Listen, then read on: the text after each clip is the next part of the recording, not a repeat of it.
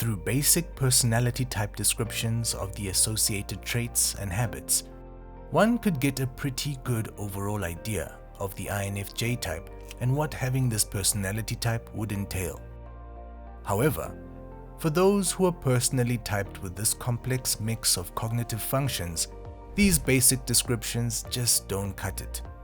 So, what does it really mean to be an INFJ? Welcome back, psychos. Before we get into it, we'd love it if you liked and subscribed to our channel, as well as to click the post notification bell so you never miss a video.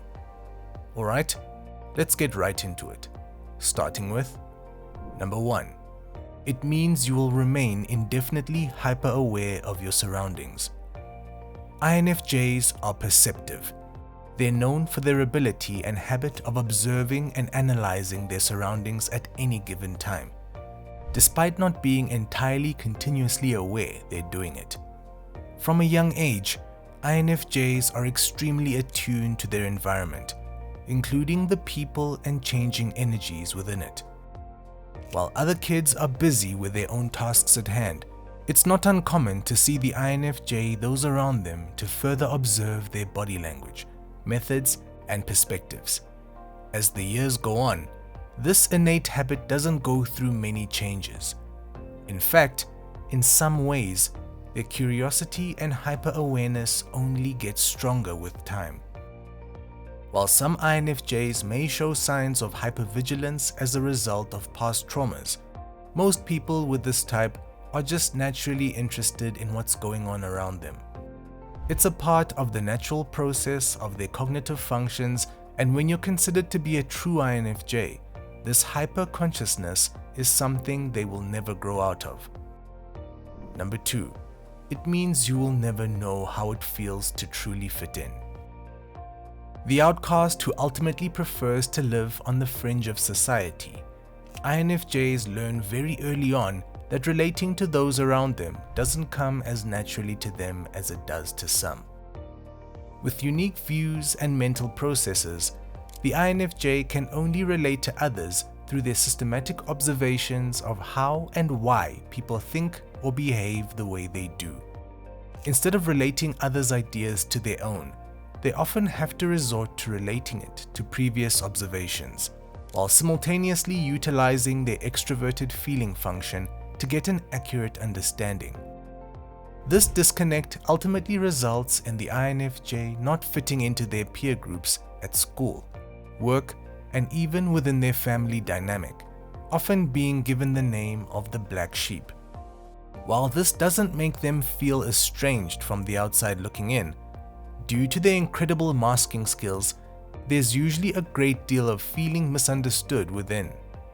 Unfortunately, to be a true INFJ means that this alienation never really goes away, even once they've found a friend group they're comfortable with. Number 3. It means life will always seem a little dull. Despite being hyper-aware of their surroundings, life through the lens of an INFJ can feel colorless. Not necessarily in a depressive or disheartening way, but rather just a little dull compared to how they envision it could be.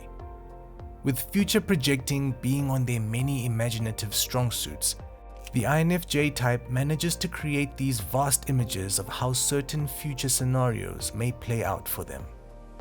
Whether it be an upcoming trip, a future relationship, reaching a milestone, or the outcome of a major life change, INFJs have a habit of painting magically idealistic pictures that often override their incredible logic. They are dreamers at heart, and because of this, reality usually doesn't exactly play out to be as they've originally imagined. Aside from this major aspect, an INFJ's curiosity also tends to get the best of them, leading them to pick apart some of life's wonderful mysteries to the point of it losing its magic. Much like the fading of the magic of Christmas once a child discovers the truths behind their beloved gift-giving character, INFJs know too much to live a life of blissful unawareness. Number 4. It means you will always take on the role of support system. INFJs are the epitome of being the voice of reason in times of difficulty. With a reputation of being level-headed, calm and collected, one of the essentials of what it truly means to be an INFJ is involuntarily taking on the role of support system in other people's lives.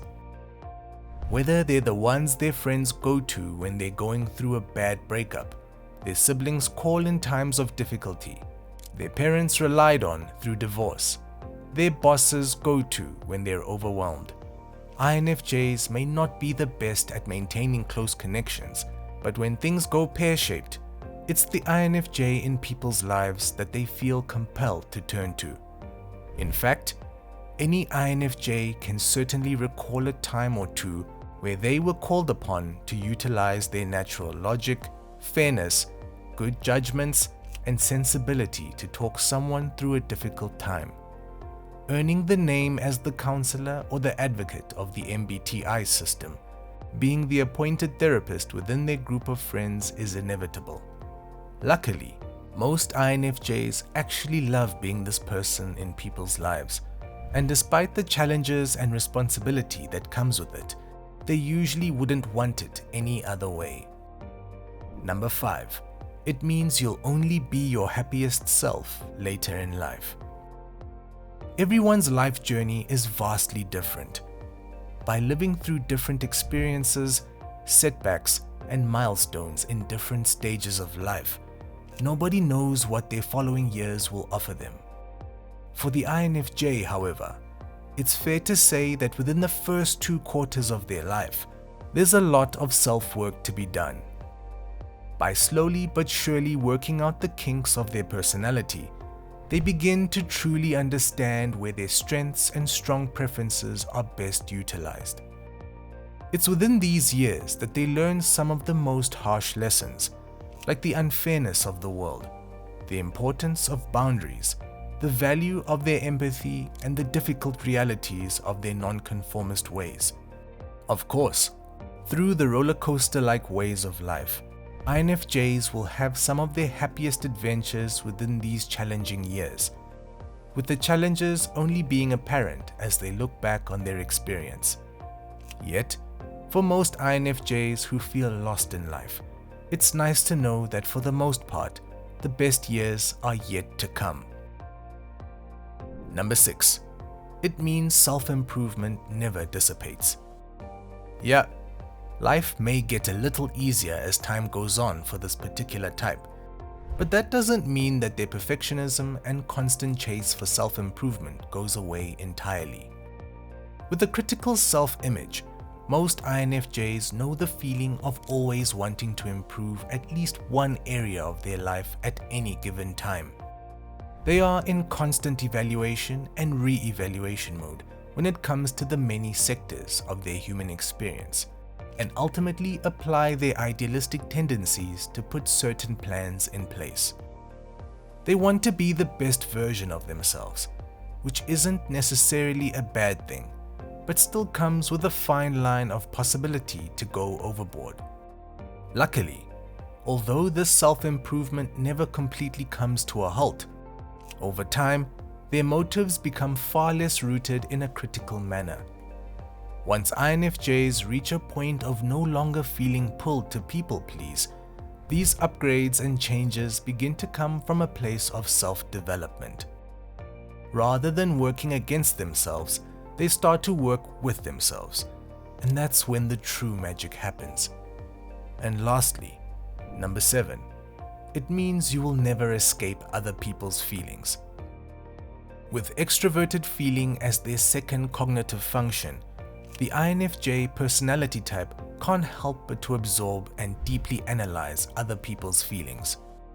Even through the basic descriptions of the cognitive foundations this unique personality type is made up of, one would come across this phenomenon-like ability.